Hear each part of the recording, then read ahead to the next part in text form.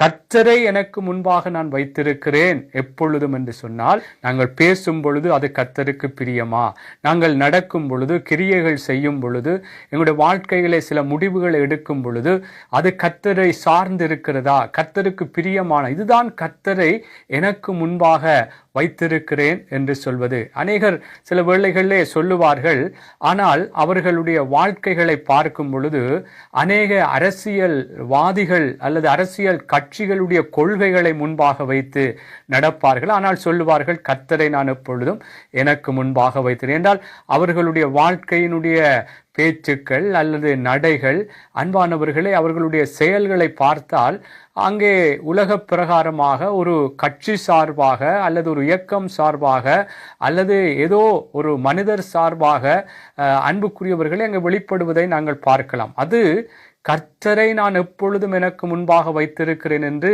சொல்வதற்குரிய விடயம் அல்ல.